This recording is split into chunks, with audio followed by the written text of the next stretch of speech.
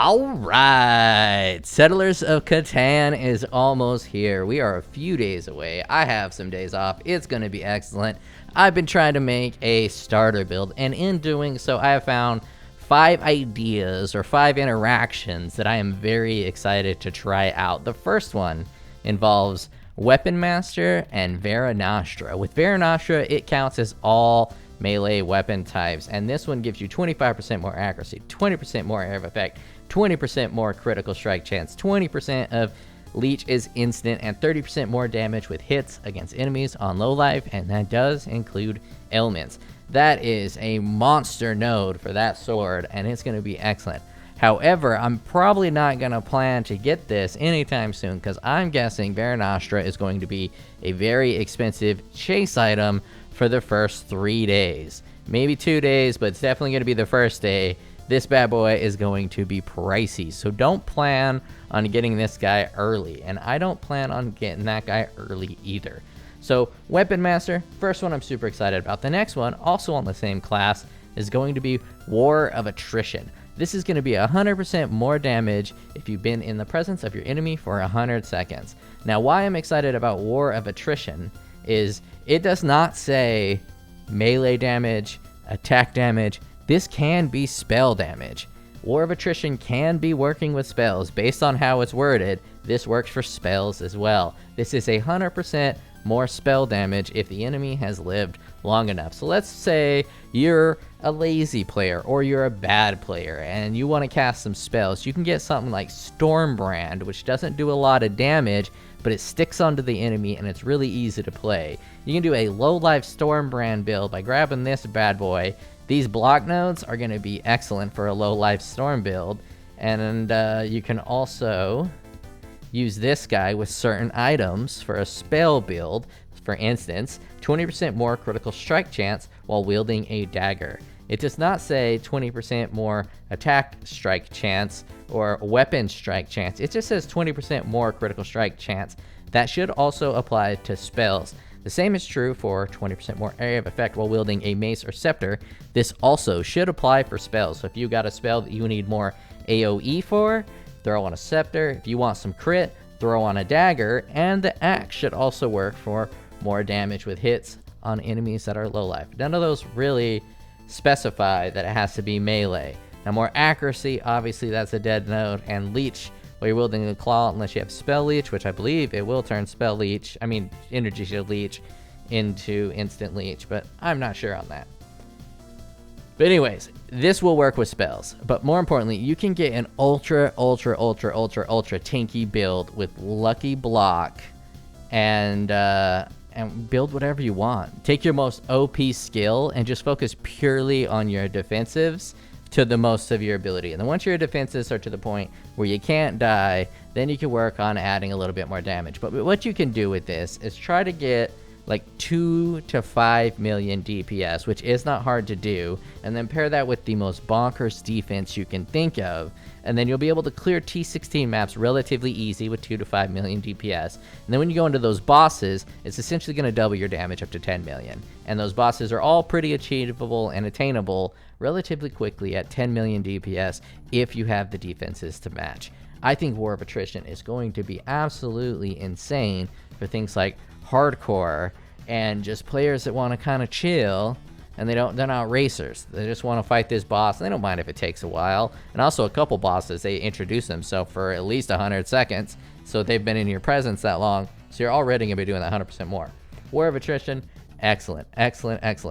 Big fan. Rework a Gladiator, pretty well done.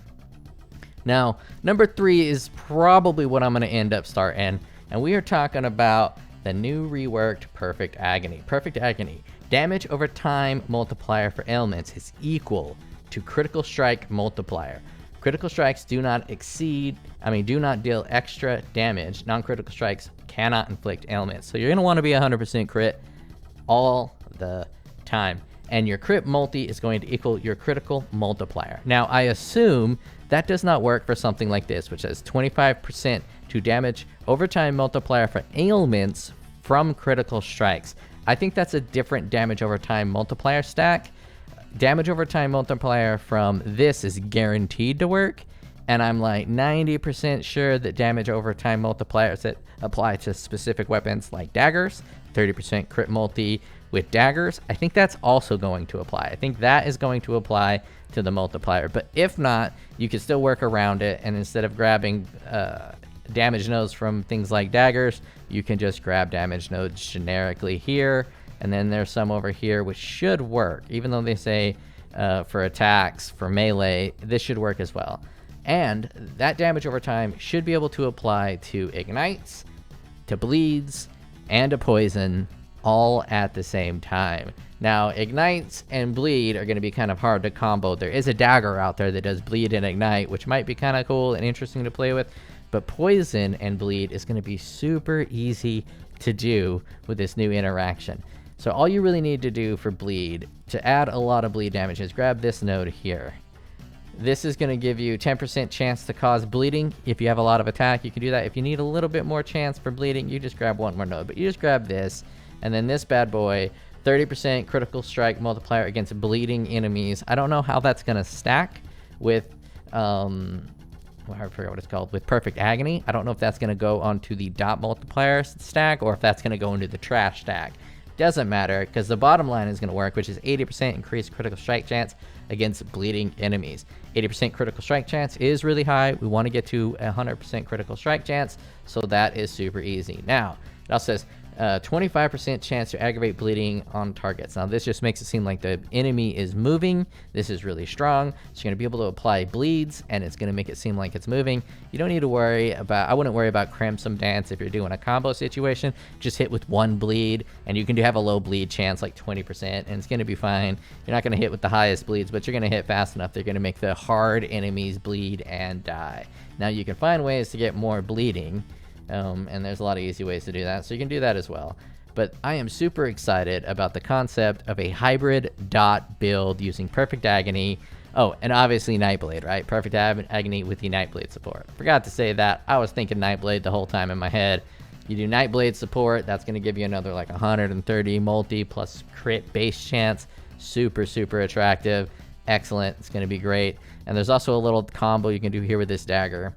Critical strikes with daggers poison enemies. So if you just grab this Adder's Touch, all your critical strikes are going to guaranteed poison. So that's how you can handle your poison. And since all non-critical strikes don't do extra damage, since critical strikes don't do extra damage and non-critical strikes can't apply ailments, this is all you need for poison. Because if you don't crit, you're not going to apply the ailment anyways. So you don't need to worry about poison chance. So you could focus on purely crit multi, get this to get your poison, get this and maybe a couple other pieces to get your bleed, and then you're good to go. And there is a pair of gloves out there that will give you Perfect Agony.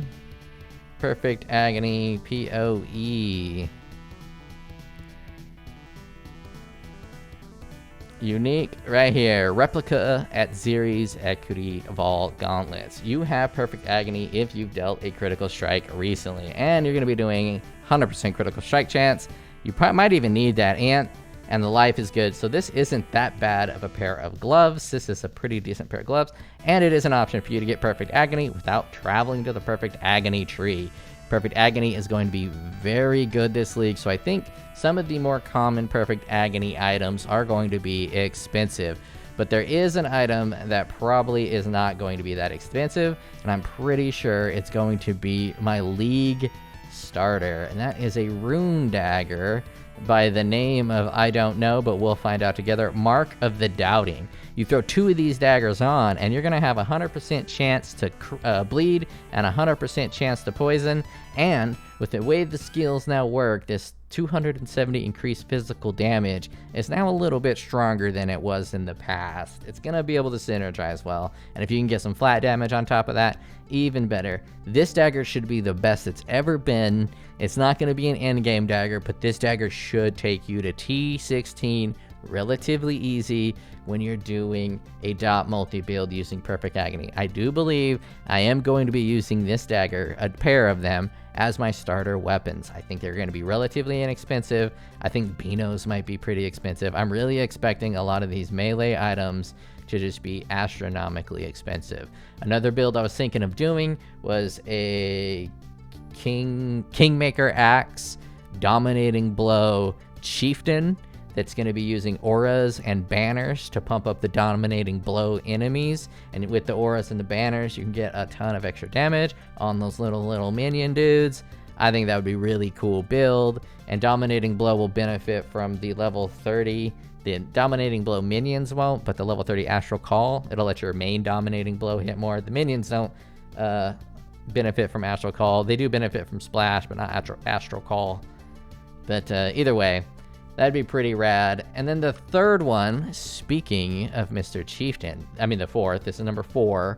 Fourth thing I am excited about. Let's grab that big boy Chieftain.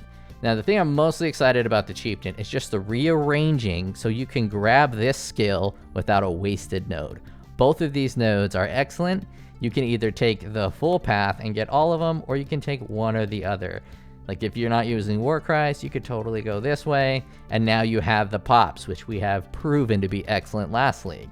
And then this guy is the thing you're always going to grab. So this should just be an auto select unless you're doing a weird Ignite build. But either way, you auto select that. But the thing I'm most excited about is SIone Sun's Roar. Yes, it's definitely called SIone. S-I-O-N-E. SIone. Now, Warcries have infinite power, 30% increased Warcry buff. That's really cool. But what I'm excited about with this is infinite power with two-handed weapons. This is going to be the first time we've ever had a Warcry infinite power situation with two-handed weapons, because we've always had to use the red banner shield, which is why I've never really enjoyed those Warcry builds, because I'm a two-hander myself. I like big two-handers. Now I'm probably going to start with daggers, but that's a different story. I like big two-handers. That's all I got to say. Nothing about butts. And this infinite power while using a two-hander is going to be really nice in a lot of different scenarios.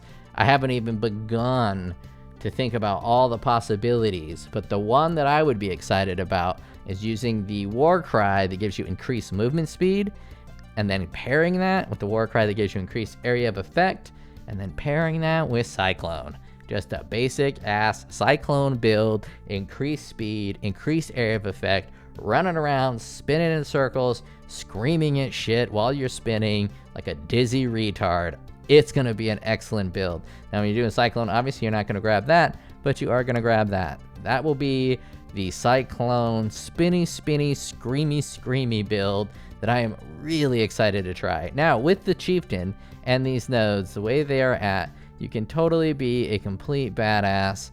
Grab this, which is going to give you +1 to fire, +3 to all, which is really +3 to all, and then come down here, and that's 6. Right out the gate, you're getting 81 maximum all res, and then all you gotta do is pipe over here, and you have 82 to maximum all res. Now there's jewels that now have +1 to maximum fire res, and with 2 jewels, just right here, biggity bam, you're now at 84, if I'm counting in my head right. 84. Super easy to get to. This is going to be such the fantastic leveler. Nothing is going to come close to the leveling experience you're going to get with the Chieftain. Chieftain is by far, bar none, the best leveling class possible. Now, if you're an ultra pro, you might be able to say that other classes are better because you're really only focused on DPS and grinding as quickly as possible, and you don't mind the death here and there. But for, I think, the majority of people, even racers, are probably going to really like the Chieftain. A big part of the Chieftain's kit is the pops, if you're going to be using the pops, because you can really tune down on your damage and your AoE a little bit more, because these pops are going to help you with map clear a lot. Now, boss clear, you're going to want to focus on something where you can do some single target, because it's not that great for boss. Kind of hard to get it triggered on bosses, but it will help with your AoE. So let's say you're using something like Heavy Strike. Why you would use Heavy Strike when Bone Exploder build guy that I never use, because I like Heavy Strike and I'm mad that the other one exists. Bone Shatter, I think it's called. Bone Hammer, Bone Boy, Trauma Bone, whatever that dick is called. But anyways, you're using Heavy Strike. and you don't got any explosions, you got a little bit of splash maybe, or maybe you're just using additional targets, every now and then you're going to get these radical explosions that are going to help you clear out big packs. So you don't really need to worry about AoE nearly as much, and you can do some pretty strong single target focus stuff and let this Death's Fury pop the enemies for you. Totally feasible. It totally works. Let's say you want to do like a heavy strike ignite build, and then you just really slam with the maces and just hit some big boy ignites. It's going to feel pretty bad mapping that way. I mean, obviously you have splash and ancestral call, so feels pretty good, but the pops is just really going to add to that. But that's already known. Mostly it's the war cries. War cries is going to be excellent. And I think dominating blow, war cries, there's one that adds physical damage as fire, and there's another one that adds your weapon's main damage to the minions around you. I think dominating blow, war cries is going to be a legitimately strong build. I would start it, but it's between that and Perfect Agony, and Perfect Agony is just seeming juicy. It's seeming real nice, but I am still torn between starting a dominating blow chieftain or a Perfect Agony gladiator. Now, the final thing I am excited for is going to be Impale. Impale did receive what I view as just a straight across the board buff. Sure, we lost the Impale banner, but it does not matter. Impale got a straight across the board buff. And if you're going to be doing Impale with the champion, it's got an even bigger buff, but the Impale works for everyone because now every class has access to +1 Impale per hit, or they last an additional hit. This is really strong. Used to be gatekeeped behind only the champion to get that plus extra 1, but with the champion you can now get an additional 2. Then you compare that up with the Watcher's Eye that has Pride that gives you +2 to additional Impale hits. That'll put you at 9, and then there's this Impale 10% chance on hitting an enemy for all Impales to last an additional hit. If you have 9 Impales, that's going to be a 90% chance for at least one of those to get an additional hit, if you do the math. So that is essentially one more Impale. So you're at 10 Impales, which is a huge amount of damage. And that's just for the champion. But why that's a huge amount of damage for the champion? Because if you can get to 10 Impales, that's going to be 60 to 120 added physical damage onto the enemies. And let's say you're running a dog shit skill like Cyclone. It did get a good buff. It might be alright, but it has really fast attack speed. This added flat damage is going to feel really nice. Applying up to 10 Impales relatively quickly, it's going to turn into a bit of a can opener build. It's going to be kind of nice, and Impale will work on anything. And the positioning of these Impale nodes are extremely nice. Because let's say you're doing a two-hander and you're starting over at the Berserk. You want to be a bad boy Berserk that's doing some Impale. Obviously, you're going to start right up here with the Rage. You're going to want your crit, and then here's your first Impale you're going to grab. Then you're going to want to pop on over to this node. You're going to be using axes, right? Because you're a Berserker who wants Rage. And this axe node here gives you 12% Impale effect. Come down here, you grab these Impales. You grab this Impale guy right here that gives you the +1 additional Impales. Swing all the way over here, get more. Come this way. These aura nodes are now extremely excellent. And then come back by, biggity bam. And with the new Flesh and Stone, these are on the table for being viable and good, because the new Flesh and Stone is just a flat damage reduction in sand mode. And if you're going two-handed crit, swing right there for these nodes, because these are also excellent. Yeah, I am a big fan of the way Impale is looking this league. Impale is looking to be extremely strong, especially these nodes, which are just Impale effect. 15, 6, and 6. You're going to be able to get a ton of Impale effect, a ton of damage. Impale is going to be super strong, and Impale Rage build, Berserker, is totally a thing. Totally a fucking thing.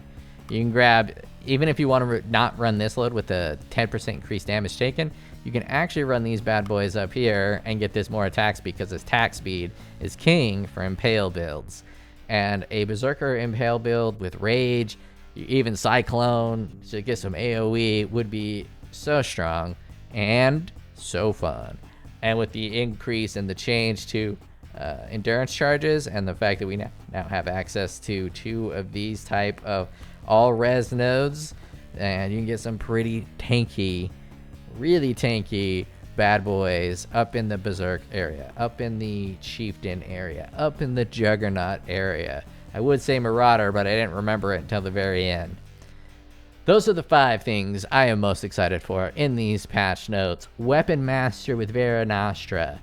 War of Attrition with a very slow tanky build, and you let that build up and you hit that damage. Perfect Agony using that dot multi to apply to bleed and poison at the same time, doing a double buff for the exact same cost. Now we got SIone, Sun's Roar, pairing that bad boy with 2-handers, giving infinite Warcry power to 2-handers. And then Impale is now totally opened up a little bit more for every other build, because you can get +1 to Impale on the tree and more Impale effect. Everything is looking good. This league is going to be awesome regardless of what the league mechanic is, because of the melee reworks, because of the 5 things I just mentioned, and because whatever the top 5 in your mind is right this second, this league is looking to be fantastic.